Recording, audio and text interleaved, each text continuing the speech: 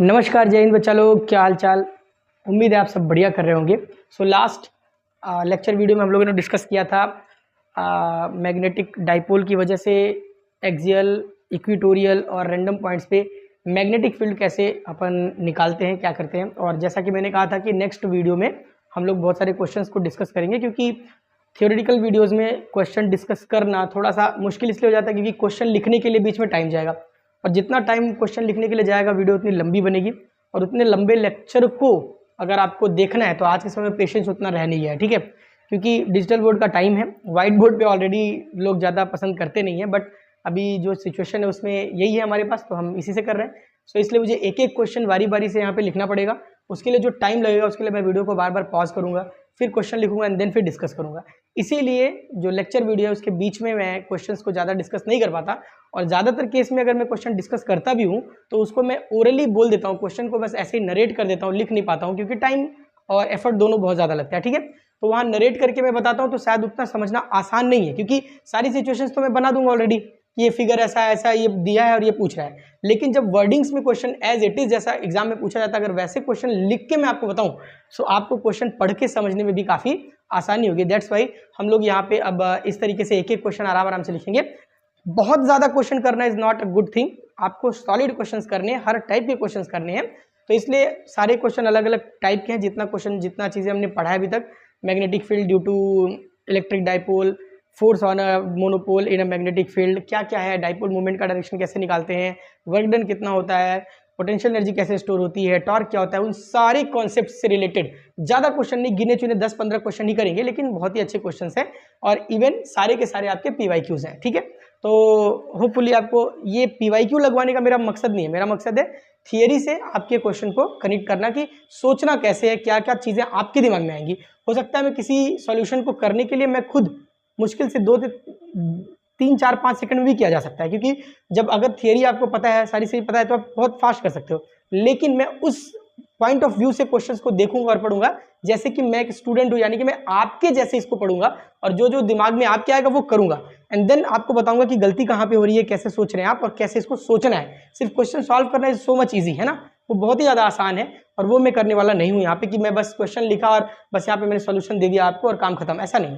Question लिखेंगे, पढ़ेंगे, analyse करेंगे, भले इसमें टाइम बहुत ज़्यादा लगेगा। एक एक क्वेश्चन में मोस्टली आपको लगने चाहिए 30 से 35 सेकंड, 40 सेकंड, या मैक्स टू मैक्स 1 मिनट लगना चाहिए। लेकिन हम यहाँ पे हर एक क्वेश्चन को प्रॉपर टाइम देंगे, समझेंगे कि कैसे चीज़ों को, थियरीज को कैसे कैसे क्वेश्चंस में रिलेट किया जाता है, कैसे कैसे किया जाता है।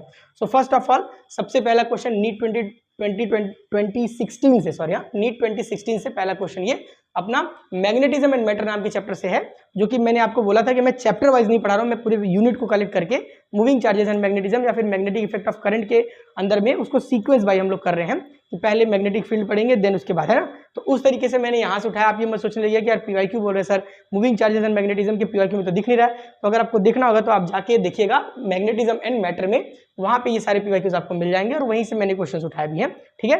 रैंडम क्वेश्चन अगर आपको कोई प्रॉब्लम आती है तो आप टेलीग्राम चैनल है जिसमें, वहाँ पे भी मास्टर ऑफ साइंस का टेलीग्राम चैनल है, वहाँ पे आप जाइए, वहाँ पे भेज दीजिए।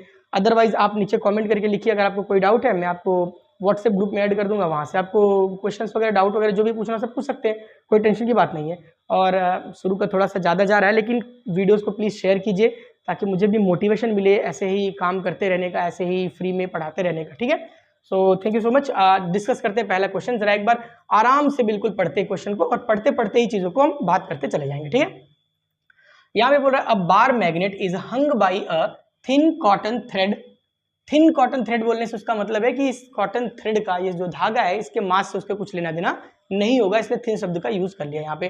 तो एक बार मैग्नेट है, बेसिकली वो एक थ्रेड से हंग है, यानी कि लटका हुआ है, in a uniform horizontal magnetic field, एक यूनिफॉर्म हॉरिजॉन्टल मैग्नेटिक फील्ड, जो कि हम तुरंत ही ड्रॉ कर लेंगे, ऐसे कुछ इस तरीके से मैग्नेटिक फील्ड है। इसमें एक बार मैग्नेट जो है वो क्या है, हंग है, ऐसे लटका हुआ है, ठीक है, बहुत बढ़िया।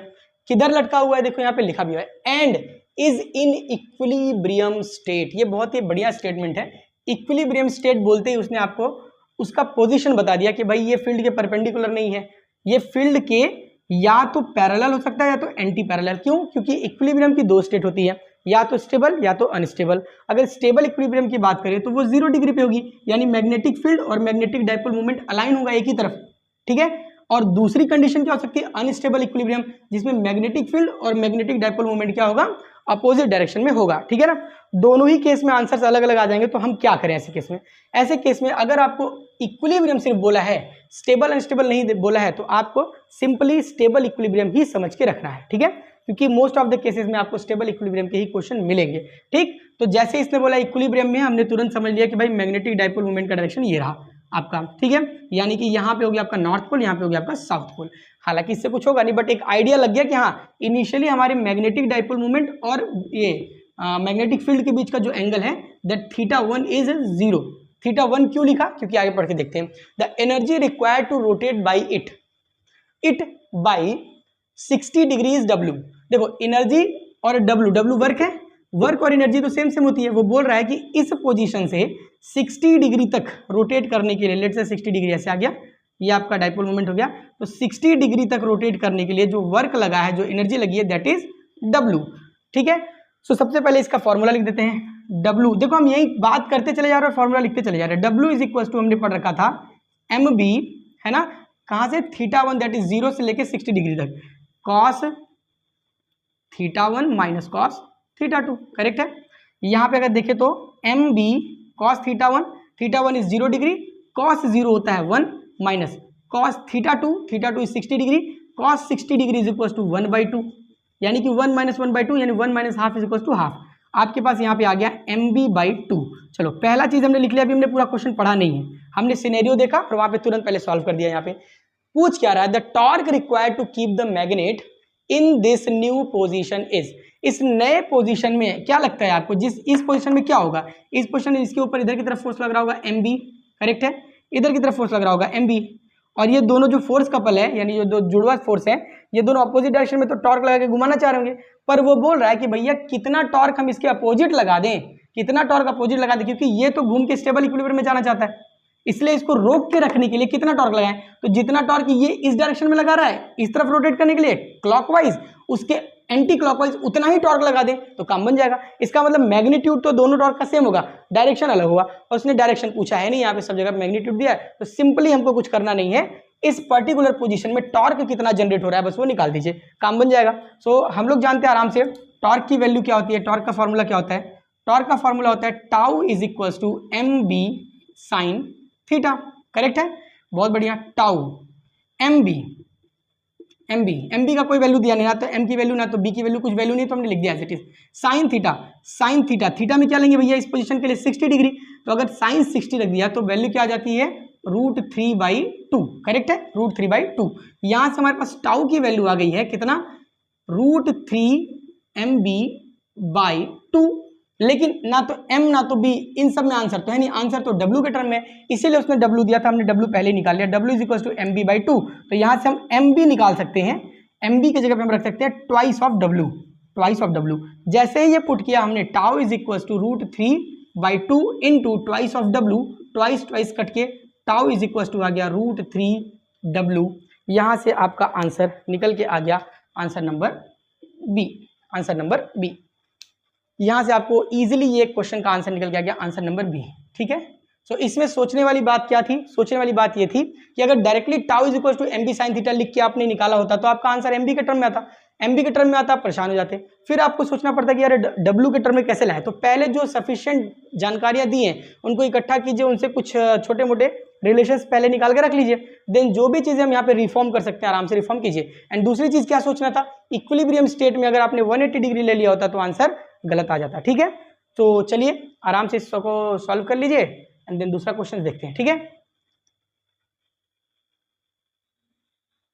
Okay, so we have the next question, it is from 2014 question, year है इसका पूछने का 2014 का PYQ। बढ़िया है, पढ़ के देखिए एक बार बढ़िया से खुद से, और अगर समझ में आ जाए तो कमेंट में आंसर लिख दीजिए, उसके बाद सॉल्यूशन देखिए, वरना मैं पढ़ता हूं आपके लिए। Following figure shows the arrangement of bar magnets in different configuration. ये दो बार मैग्नेट्स का पेयर है, ठीक है, और अलग अलग कॉन्फ़िगरेशन में यहाँ पे उसका फिगर बना के बताया गया है। Each magnet has magnetic dipole moment M, यानी कि हर एक इंडिविजुअल मैग्नेट का डाइपोल मोमेंट जो है वो m है, यानी कि सारे के सारे आइडेंटिकल है ना, सारे के सारे आइडेंटिकल है। Which configuration has highest net magnetic dipole moment, इन सभी कॉन्फ़िगरेशन में किसका जो नेट डाइपोल मोमेंट होगा दोनों का मिला के, ऐसा क्वेश्चन एक हमने किया था, आपको याद होना चाहिए, जब हमने एक मैग्नेट को कट कर दिया था लेक्चर के दौरान, आधे पर से कट कर दिया था और कट करने के बाद उनको एल शेप में रखा था, याद आ रहा है? उस एल शेप में हमने कैसे नेट डाइपोल मोमेंट निकाला था, हमने दो तरीका सिखाया था आपको, जो मर्जी से उस तरीके से आप निकाल सकते हैं, कोई टेंशन की बात नहीं है। बट यहाँ पे आप एक बार सभी को ट्राई करिए और उसके बाद अगर आ जाता है तो वेरी वेल डन, और अगर नहीं आता है तो भी कोई बात नहीं, अपन सीख लेंगे यहाँ पे, ठीक है। सो देखते हैं, आइए कौन से डायरेक्शन में, कौन से अरेंजमेंट में आपका मैक्सिमम मैग्नेटिक डाइपोल मोमेंट आएगा, ठीक है। तो सबसे पहले बी को देखते हैं, क्योंकि ये बहुत ही शानदार दिख रहा है। बी में आप देखिए ऊपर वाले का डाइपोल मोमेंट का डायरेक्शन क्या होगा, मैग्नीट्यूड तो सेम है, इसका डायरेक्शन होगा साउथ टू नॉर्थ इधर की तरफ, और इसका डायरेक्शन होगा साउथ टू नॉर्थ इधर की तरफ। साफ साफ क्लियरली हमको दिख रहा है ये कि m और m दो वेक्टर्स हैं और दोनों वेक्टर एक दूसरे के अपोजिट हैं। तो अगर दोनों वेक्टर्स का सम किया जाए, सिंपली सम किया जाए, तो क्या हो जाएगा, एक ही एक्सिस के अलॉन्ग है भाई, एक्स एक्सिस के अलॉन्ग दोनों है, एक पॉजिटिव एक्स एक्सिस, एक नेगेटिव एक्स एक्सिस, तो डायरेक्टली ऐड कर सकते हैं। अगर दोनों को डायरेक्टली ऐड करें मैग्नीट्यूड सेम है तो द आंसर विल बी 0, ठीक है। अगर ऐसे समझ में आता है तो ठीक है, आप देख लीजिए कि भाई एक वेक्टर इधर की तरफ है और दूसरा वेक्टर इधर की तरफ है, दोनों का वैल्यू सेम है, तो रिजल्टेंट कितना होगा 0। अगर ऐसे नहीं समझ में आता तो मैथमेटिकल फॉर्मूला लगाइए, एम नेट का, वो वेक्टर का नेट निकालने के लिए क्या करते हैं अपन, यही करते हैं ना, कि एक वेक्टर का स्क्वायर प्लस दूसरे वेक्टर का स्क्वायर प्लस ट्वाइस ऑफ एक वेक्टर एंड दूसरा वेक्टर और उन वेक्टर्स के बीच का एंगल का कॉस थीटा। दोनों की वैल्यू एम एम है, तो यहाँ पे अपन रख लेते हैं एम एम, एम का स्क्वायर प्लस एम का स्क्वायर मतलब ट्वाइस ऑफ एम का square plus twice M M मतलब ट्वाइस एम का स्क्वायर अगेन, ट्वाइस एम का square again, cos 180 degree, cos 180 degree, correct है।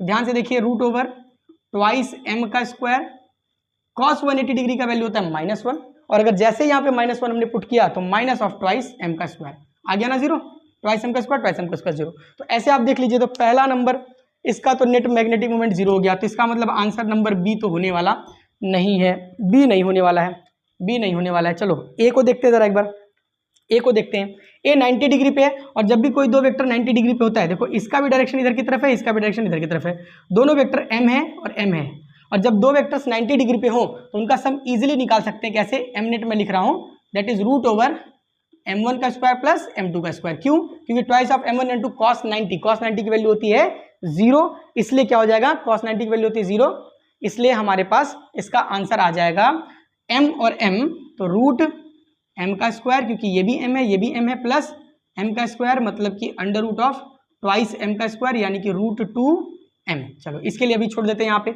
ये किसका है, a का आया है, b का हो गया है 0, c का एक बार जरा देखते हैं, और उसके बाद डी का देखेंगे। सी में क्या है, एंगल 30 डिग्री है, तो जैसे मैं बार बार m1 m2 नहीं लिखूंगा, मैं ट्वाइस m का स्क्वायर ही लिखूंगा सीधा सीधा ना। आप इतनी बात तो समझ गए होंगे कि m1 प्लस m2 का स्क्वायर हमेशा कितना आएगा, ट्वाइस m का स्क्वायर, क्योंकि दोनों का वैल्यू सेम टू सेम है, ट्वाइस m का square plus twice m square cos कितना 30 degree, cos 30 degree, cos 30 degree कितना आ रहा है जरा देखो एक बार, ट्वाइस m का square plus 2m square, cos 30 की वैल्यू कितनी होती है, रूट 3/2, तो रूट 3/2, तो 2 से 2 कैंसिल हो जाएगा, या ऐसे लिख देता रूट 3/2 इंटू ट्वाइस m का स्क्वायर, 2 से 2 कैंसिल हो गया, रूट 3 + 2 कितना बन गया, रूट 3 + 2 का पावर 1/2 रूट में, और m स्क्वायर कॉमन किया तो बाहर आ गया m, ठीक है।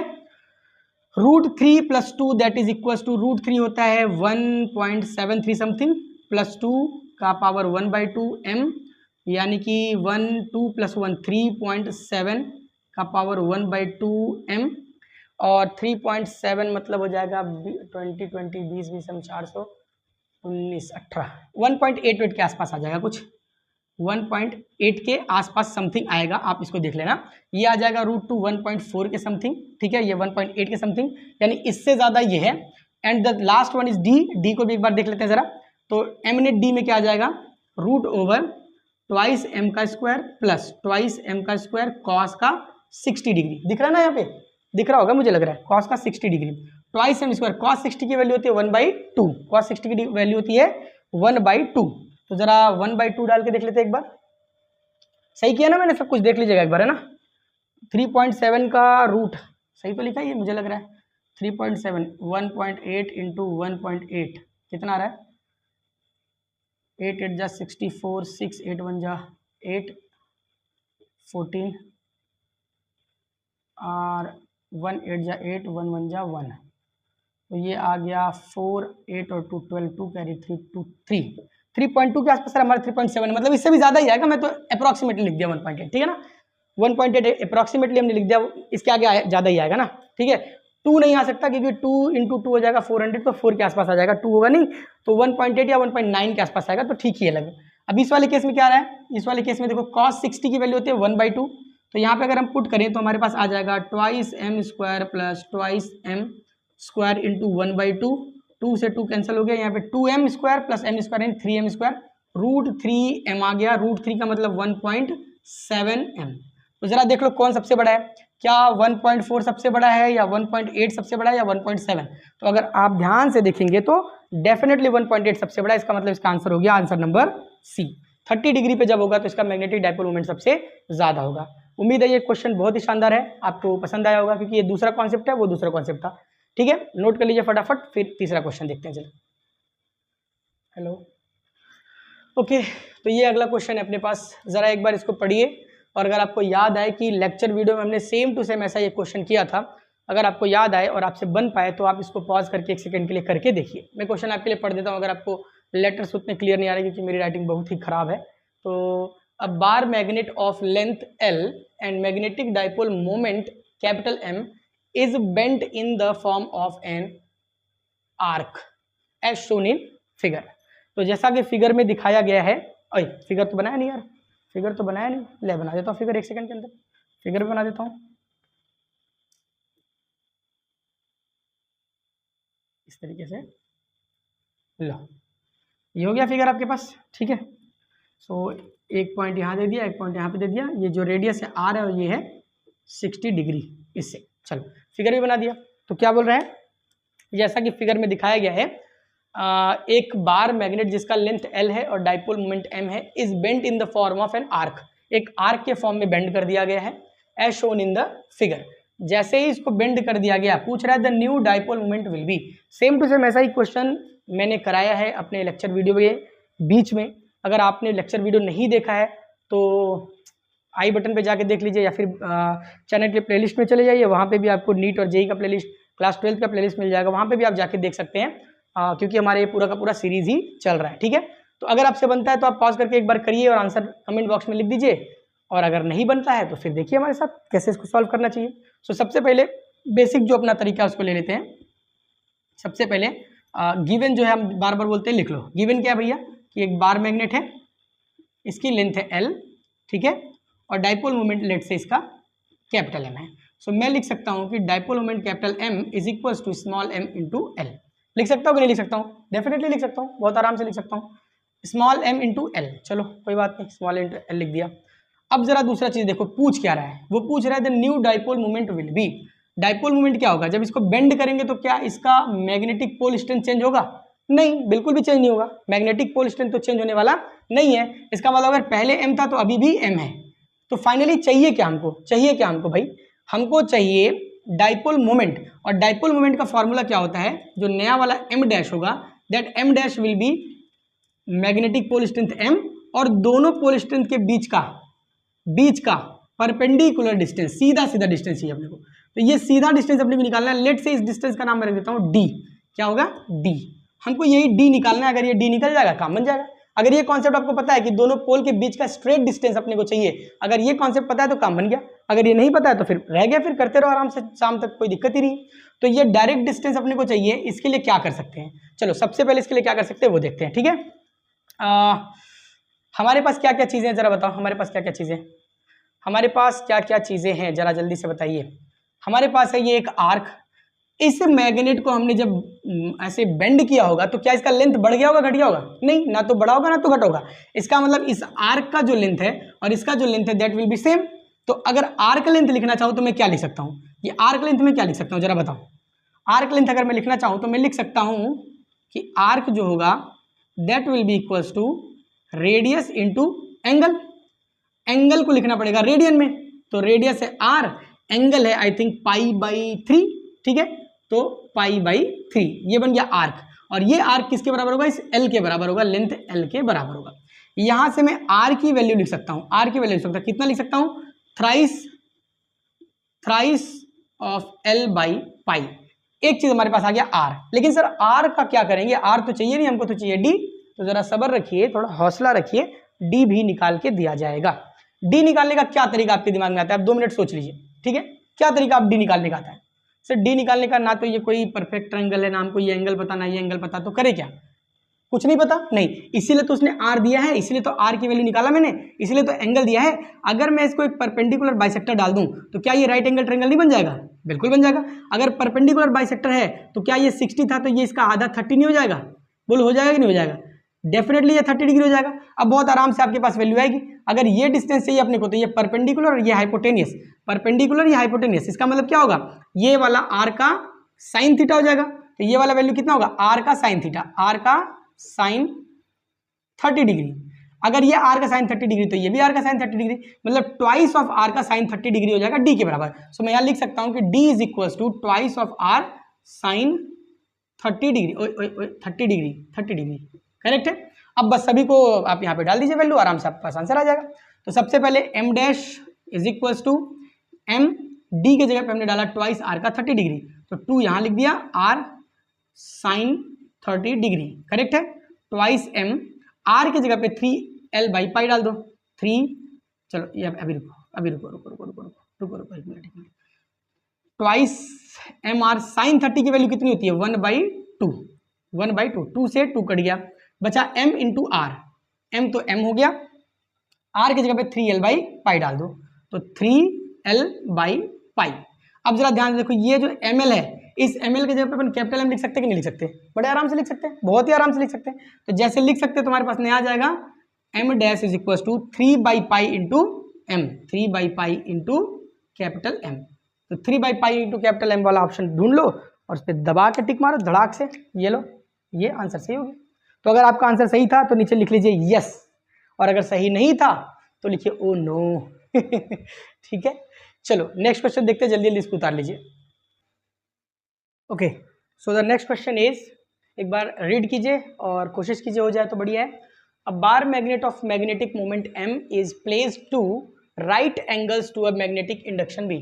ये लो, मैग्नेटिक इंडक्शन नाम लिखा है तो मैंने, मैग्नेटिक इंडक्शन हो, मैग्नेटिक फील्ड होगा, या फिर मैग्नेटिक फील्ड इंटेंसिटी, या फिर स्ट्रेंथ ऑफ मैग्नेटिक फील्ड, या फिर मैग्नेटिक फ्लक्स डेंसिटी, नाम से कोई भी चीज आए तो आप समझ लेना कि मैग्नेटिक फील्ड की ही बात हो रही है। तो क्वेश्चन क्या बोल रहा है, a bar magnet of magnetic moment M, bar magnet जिसका मैग्नेटिक मोमेंट M है, is placed to right angles to a magnetic induction B। एक मैग्नेटिक इंडक्शन है यानी कि मैग्नेटिक फील्ड B है, उसके परपेंडिकुलर है, यानी राइट एंगल्स मतलब परपेंडिकुलर है। अगर फील्ड ऐसे है तो, फील्ड ऐसे है तो यहाँ पे बार मैग्नेट कुछ ऐसे है, ठीक है।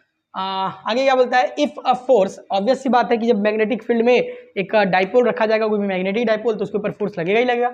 अगर वो फोर्स F हो और वो F फोर्स टोटल नहीं है, बाई ईच पोल है, एक्सपीरियंस बाई ईच पोल, यानी ऐसे रखोगे तो ऊपर वाले पोल पे भी नीचे वाले पोल पे भी, दोनों पे भी फोर्स लगता है ना। तो अगर हर एक पोल पे F फोर्स लग रहा हो तो आपसे पूछा जा रहा है the length of the magnet will be, magnet का लेंथ क्या होगा। एक बार के लिए इसको पॉज करिए और पॉज करके कोशिश कीजिए कि ये आपसे बन जाए, ठीक है। अदरवाइज सॉल्यूशन देखते हैं फटाफट, सॉल्यूशन देखते हैं फटाफट। तो अपने पास मैग्नेटिक फील्ड इंडक्शन ऐसे है, बार मैग्नेट ऐसे है, ठीक है। तो ये M बोल दिया मैंने, इधर फोर्स लग रहा है दैट इज MB लगता है, इधर भी फोर्स कितना लगेगा MB। ये बात मैंने एक बार, दो बार नहीं, 3 3 4 4 बार बता दिया है ना, हर तरीके का टॉर्क में भी बताया, सब चीज़ में बताया, तो आपको फोर्स तो पता चल गया होगा कितना कितना फोर्स लगता है। सो सबसे पहले फोर्स ही लिख लेते हैं, काम करते हैं, force is equal to MB होगा, पहला नंबर ये, एक क्वेश्चन बना छोड़ दो। दूसरी क्या जानकारी अपने पास है जरा बताओ, दूसरी कोई जानकारी अपने पास है? दूसरी जानकारी कुछ भी नहीं है, तो एक जानकारी और हम लिख लेते हैं, that is magnetic dipole moment, इसका होगा क्या, capital M will be M into L। अब देख लो इसमें क्या पूछ रहा है, क्या गिवन है, सब कुछ तो गिवन ही है भैया, सब कुछ तो गिवन ही है। देखो लेंथ पूछ रहा है तो लेंथ को पकड़ लो, length should be capital M by small m, capital M by small m, so capital M by small m। Small m के बारे में कोई जिक्र नहीं है यहाँ पे, कोई दूर दूर तक कि मैग्नेटिक पोल स्ट्रेंथ क्या है उसका कोई जिक्र नहीं है, फोर्स का जिक्र था इसलिए फोर्स लिख लिया। इसका मतलब अपने को इस फोर्स वाले फॉर्मूले से M को निकालना पड़ेगा, और इस फॉर्मूले को अगर देखें तो since M is equal to, ये B आ जाएगा नीचे, तो F बाई B बन जाएगा, और इस M के जगह पे F बाई B पुट कर दे यहाँ पे, so we will have our answers M by by M की जगह पे एफ बाई बी, तो एफ बाई बी जो है वो चला जाएगा ऊपर and the answer will be M B by F. Very very very easy question. अगर ये आपसे क्वेश्चन बन गया था तो बधाई हो, और अगर नहीं बना था तो कोई बात नहीं, धीरे धीरे धीरे धीरे सब बन जाएगा, कोई टेंशन की बात नहीं है। इसको भी नोट कर लीजिए। देखते हैं अगला question. Okay, so the next question is, अब मैं ये है जेईई मेंस 2012 का 2012 का क्वेश्चन है ये। A magnetic needle is suspended parallel to a magnetic field. Magnetic needle है, मैग्नेटिक नीडल है जो मैग्नेटिक फील्ड के, ये लेट से मैग्नेटिक फील्ड है और इस मैग्नेटिक फील्ड के पैरेलल सस्पेंडेड है मैग्नेटिक नीडल। अभी नीडल के लिए मैं नुकीला नहीं बना रहा हूँ, but magnetic field is magnetic dipole moment इसका भी इधर ही है, तो पैरेलल हो गया। अच्छा, जब भी पैरेलल बोले तो ज्यादा आपको सोचना नहीं, theta is equal to 0 degree मान के लेना है। और कौन सा theta? Theta 1 initial condition, 0 degree मान लो। ये फिगर विगर बनाने की उतनी जरूरत नहीं पड़ेगी, फिगर विगर बनाने की उतनी जरूरत नहीं पड़ेगी। आगे क्या बोलता है, requires √3 joule work to turn it through 60 degree. कितना वर्क चाहिए उसको? W is equal to √3 joule. कितना डिग्री टर्न करने के लिए? Theta 2 equal to 60 degree turn करने के लिए। बहुत ही आसान हो गया, 60 डिग्री टर्न करने के लिए √3 जूल क्या वर्क चाहिए, तो W is equal to formula क्या होता है अपने पास, magnetic dipole moment into magnetic field cos cos theta 1 minus cos theta 2। पहला काम यही कर लेते हैं, W is equal to M B cos theta 1 is 0, cos 0 is equal to 1 minus cos theta 2 60, cos 60 is equal to 1/2, that is equal to M B by 2। तो यहाँ से अपने पास एक आ गया W is equal to M B by 2। Again एक ऐसा ही क्वेश्चन हमने किया था, इसके आगे आप समझ गए होंगे क्या करना है।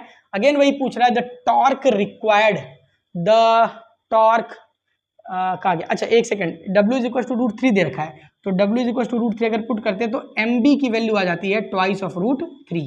ठीक है, अब यहाँ से काम क्या बन रहा है हमारे पास, ट्वाइस ऑफ √3 MB आ गया, लेकिन MB पूछा नहीं है हमको, तो पूछा है the torque needed to maintain the needle in this position. इसी पोजीशन में कितना मैग्नेटिक नीडल को मेंटेन रखने के लिए कितने टॉर्क की जरूरत है वो पूछा जा रहा है। So basically torque is equal to क्या होता है भैया, tau is equal to MB sine का थीटा। MB की जगह पे फिर से 2√3 आ जाएगा, 2√3 साइन थीटा कितना रखना है, 60 डिग्री पे रखना है। सो 2√3 साइन 60 इज इक्वल टू क्या होता है भैया, √3/2, करेक्ट है। और सारा आंसर आएगा टाउ मतलब फोर्स है, तो आई थिंक ये आना चाहिए किसमें, जूल में। कैसे दे रखा है भाई, जूल में torque. Okay, F × R torque भी है, तो किसमें आ रहा है, tau is equal to F cross R। हाँ, जूल में आ जाएगा आंसर। चलो, तो जूल में आता है, यहाँ पे जूल में लिख लिया हमने, 2 से 2 कट गया, √3 से √3 कट गया, आंसर आ गया 3 जूल। अगर आपका भी ये आंसर आया था, अगेन कमेंट में लिखिए यस, नहीं आया था तो लिखिए ओ नो। यहाँ पे आपके पास आंसर आ गया। बहुत ही आसान क्वेश्चन है, जेईई मेंस में भी ऐसे क्वेश्चन पूछे जाते हैं और होपफुली आगे भी पूछ सकता है। तो आप इसको नोट कीजिए and we will discuss the next question. Okay, so the next question is from JEE Mains 2011। Mains 2011 का क्वेश्चन है, बहुत ही ईजीएस्ट वन क्वेश्चन है। आप एक बार देखिए और देखते ही 5 सेकंड के अंदर इसको टिक लगा दीजिए, तुरंत आंसर लिख दीजिए फटाफट, ठीक है, क्योंकि बहुत ही ज़्यादा आसान क्वेश्चन है यार, इसको तो लगाने का भी मन नहीं कर रहा है, पर फिर भी आपके लिए कोशिश करेंगे। A short bar magnet of magnetic moment 0.4 joule per tesla is. तो आपके पास magnetic dipole moment M is equal to 0.4 joule tesla power -1 given है, and the second thing is given as placed in uniform magnetic field of 0.16 tesla. Uniform magnetic field B है, that is 0.16 T tesla, ठीक है। The magnet is in stable equilibrium when the potential energy is। तो जरा बताइए stable equilibrium में अपना magnetic dipole कब आता है। दो टाइप का इक्विलिब्रियम, स्टेबल अनस्टेबल। स्टेबल के लिए मैंने बोला था एंगल होना चाहिए 0 डिग्री। हाँ सर, एंगल 0 डिग्री होना चाहिए, बट एंगल से यहाँ पे क्या पता चल रहा है, अगर स्टेबल इक्विलिब्रियम आना है तो angle theta will be 0 degree, and theta will be 0 degree, तो क्या होगा, potential energy U is equal to -mb cos theta and -mb cos of 0 degree, cos 0 होता है 1, सो -mb आना चाहिए। पोटेंशियल एनर्जी जब -mb के बराबर होगा उसी समय आपका स्टेबल इक्विलिब्रियम आएगा। m गिवन है, b गिवन है, बड़ाक से आप करना चाहेंगे U is equal to -m that is 0.4 joule tesla inverse into 0.16 tesla. Tesla निकल के गायब हो गए, हमारे पास आ गया 16 4 जा 64 एंड 1 पॉइंट पे यहाँ पे 2 पॉइंट पे यहाँ पे, so the answer will B 0.064 joule potential energy होना चाहिए। आंसर दिखा क्या आपको? आंसर दिख गया तो धड़ाक से वहाँ पे टिक कर दीजिए, the answer will B second. बहुत ही ज़्यादा आसान क्वेश्चन था, मुझे पूरा भरोसा है कि आपने ये क्वेश्चन कर लिया होगा पॉज करके, उसके बाद ही आपने सॉल्यूशन देखा होगा, एंड अगर कर लिया तो बहुत अच्छी बात है। Let us see the next question. Okay, so this is the next question. इतना बड़ा सा क्वेश्चन, इतना बड़ा सा क्वेश्चन, इसको देख के तो हालत खराब हो जाएगी यार, कितना कठिन क्वेश्चन होगा, कितना ये हार्ड होगा इसको सॉल्व करना। एक बार पढ़ते हैं, देखते हैं क्या समझ में आता है इसको देख के। अ vibrating magnetometer placed in magnetic meridian has a small bar magnet. इतना बड़ा लाइन पढ़ने के बाद अपने को सिर्फ एक काम की चीज दिखी है। क्वेश्चन बहुत बड़ा है, बट ये है किस लिए? सिर्फ आपका टाइम वेस्ट करने के लिए। अगर आप एक शानदार स्टूडेंट है, आपने बहुत सारी प्रैक्टिस की है और आपको समझ में आता है कि चीज़ों को कहाँ से पकड़ना है, तो आपके लिए इसमें सिर्फ काम का चीज़ क्या है? Bar magnet. एक बार मैग्नेट है जो कि मैग्नेटिक मेरिडियन में है। मैग्नेटिक मेरिडियन मतलब नॉर्थ का नॉर्थ के साइड और साउथ का साउथ के साइड पे अलाइंड है, और इसी बात को आगे लिखा भी है उसने कि the magnet executes oscillation with a time period of 2 second. ये ऑसिलेशन है, शॉर्टकट में लिख दिया आलसी आदमी, है ना। तो जो मैग्नेट है वो ऑसिलेशन कर रहा है जिसका टाइम पीरियड गिवन है, टाइम पीरियड गिवन है 2 सेकेंड, 2 सेकेंड उसका टाइम पीरियड है, और वो एक ऑसिलेशन कर रहा है इन अर्थ्स हॉरिजॉन्टल फील्ड। देखो बोल दिया ना, हॉरिजॉन्टल अर्थ के फील्ड में ही वो ऐसे ऐसे ऐसे ऐसे ऐसे ऐसे ऑसिलेट कर रहा है, और उस फील्ड की भी वैल्यू दे रखी है 24 माइक्रो टेस्ला।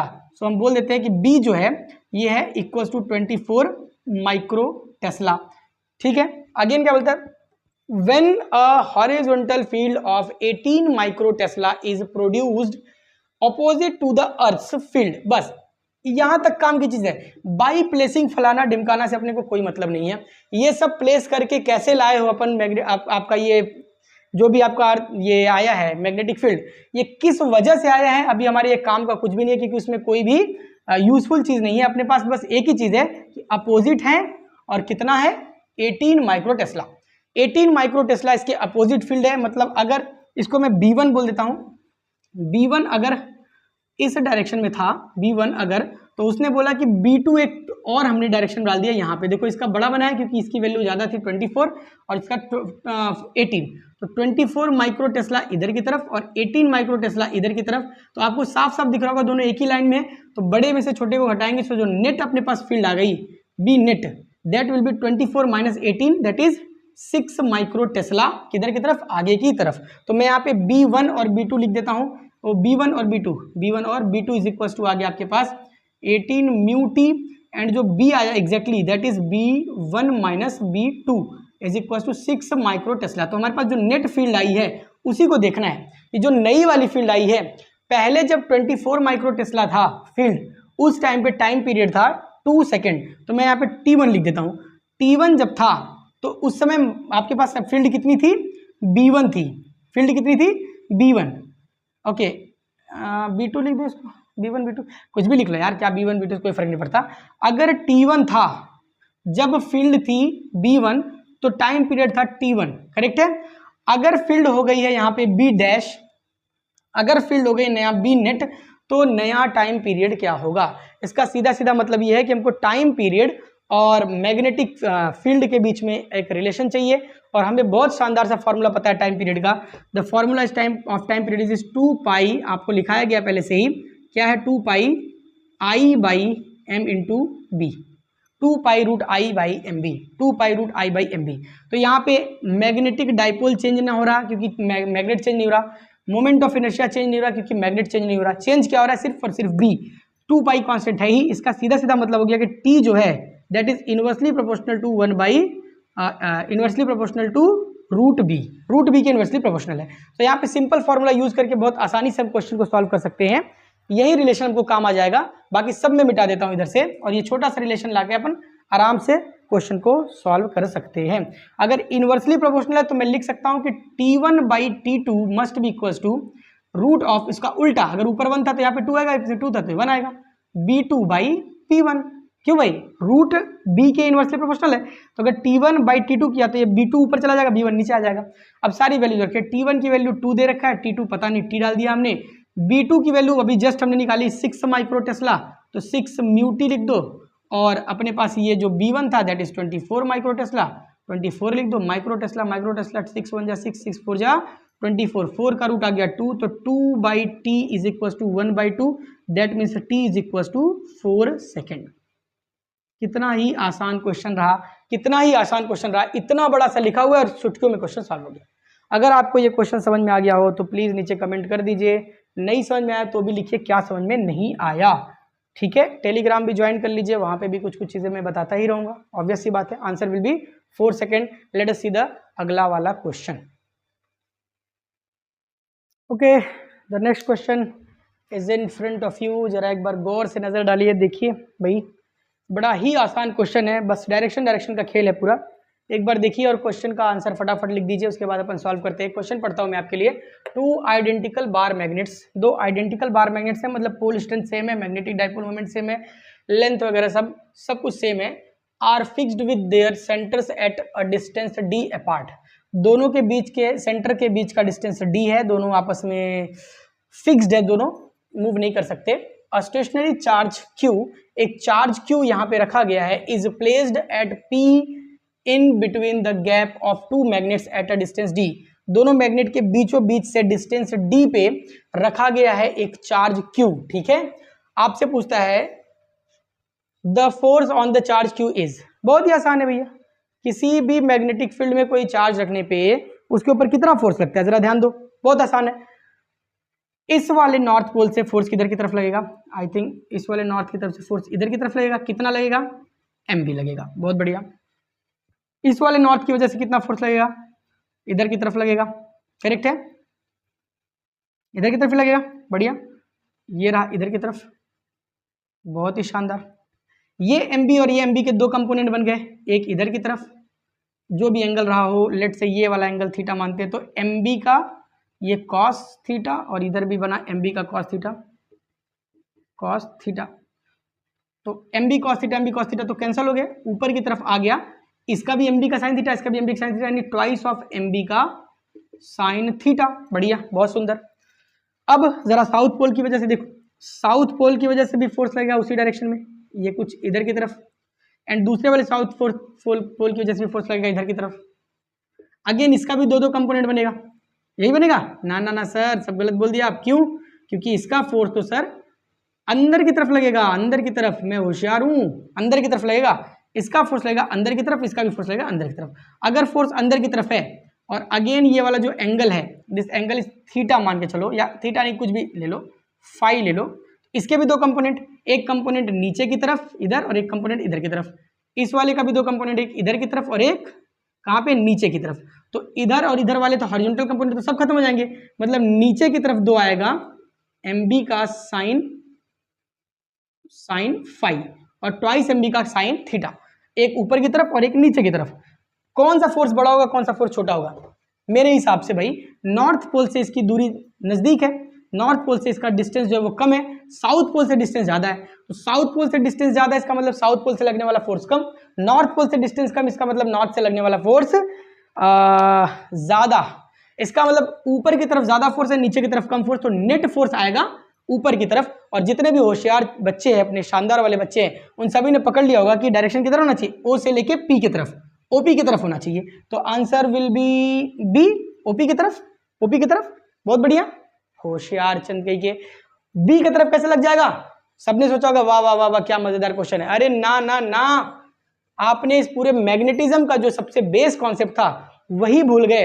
अगर वो याद होता, जिन्होंने कर लिया उसका तो बढ़िया बात है, पर जिन्होंने नहीं किया बहुत ही खराब बात है। आंसर 2 नहीं होगा, आंसर विल बी ए। क्यों भैया, ऐसा क्यों सर, ऐसा क्यों सर, ऐसा क्यों सर, इस हिसाब से तो नेट ऊपर नीचे लग रहा है, बट मैग्नेटिज्म क्या बोलता है भाई कि मैग्नेटिक फील्ड में किसी भी स्टेशनरी चार्ज के ऊपर कोई भी फोर्स नहीं लगता। क्यों नहीं लगता, क्योंकि स्टेशनरी चार्ज कोई मैग्नेटिक फील्ड प्रोड्यूस नहीं करता, और अगर मैग्नेटिक फील्ड प्रोड्यूस नहीं करता सो डेफिनेटली दो मैग्नेटिक फील्ड के बीच में ही फोर्स लगने वाला है, ये तो सिर्फ और सिर्फ इलेक्ट्रिक फील्ड जनरेट करेगा चाचा जी। स्टेशनरी चार्ज के ऊपर मैग्नेटिक फील्ड कोई भी फोर्स नहीं लगाता, तो इस क्वेश्चन को देखते साथ ही लगाना चाहिए था आंसर 0। जिन्होंने लगा दिया उनको बहुत बहुत बधाई, जिन्होंने नहीं लगाया और होशियार बने रहे इतनी होशियारी अच्छी नहीं है, थोड़ा सा होशियारी कम कर लिया जाए, ठीक है। आइए देखते हैं नया question. So the last question of today lecture is this, और ये आप ध्यान से पढ़िए, मैं इसको बता देता हूँ और ये रहेगा आपके लिए होमवर्क। इतना सारा क्वेश्चन आपको करा दिया अभी डिफरेंट टाइप के, तो ये कुछ सिमिलर टाइप का क्वेश्चन है, आप इसको देख लीजिए और इसको होमवर्क में करके आप कमेंट बॉक्स में इसका आंसर लिखिए। और इसके आगे और थोड़े सारे क्वेश्चंस हम कल भी करेंगे और अगले वाले वीडियो में, और उसके आगे की थियरी को पढ़ेंगे। अब मैं कोशिश करूंगा कि हर एक थियरी वीडियो के बाद एक क्वेश्चन वाला वीडियो आए, और एक थियरी वीडियो में कम से कम सफिशिएंट टॉपिक्स हम अपन डिस्कस कर लें, ताकि कुछ क्वेश्चंस भी उससे PYQs के निकाल के और जनरल क्वेश्चंस भी किए जा सकें। दोनों का ट्राई मैं कर रहा हूँ अपनी तरफ से, आप भी थोड़ा ट्राई कीजिए कि वीडियोज़ को थोड़ा सा शेयर कर दीजिए यार, लोग देखेंगे नहीं तो बना के फायदा क्या है फिर, है ना, ठीक है। सो ये क्वेश्चन जरा पढ़ते हैं, अपन देखते हैं। A magnet having magnetic moment of 2 × 10⁴ joule per tesla या joule tesla inverse is free to rotate in horizontal plane. एक हॉरिजॉन्टल प्लेन में एक मैग्नेट है जिसका मैग्नेटिक डाइपोल मोमेंट आपके पास यहाँ पे गिवन है। Magnetic dipole moment capital M आपको गिवन है 2 × 10⁴ जूल टेस्ला इनवर्स, ठीक है। आगे क्या बोलता है, a horizontal magnetic field B की भी वैल्यू दे रखी है 6 × 10⁻⁴ tesla exist in the space. उसी स्पेस में एक मैग्नेटिक फील्ड भी आपके पास एग्जिस्ट करती है। The work done in taking the magnet slowly from a direction parallel to a direction 60 degree from field is. मतलब आपको 0 theta is equal to parallel बोलने का मतलब 0 डिग्री से उठा के कहाँ लेके जाना है 60 डिग्री।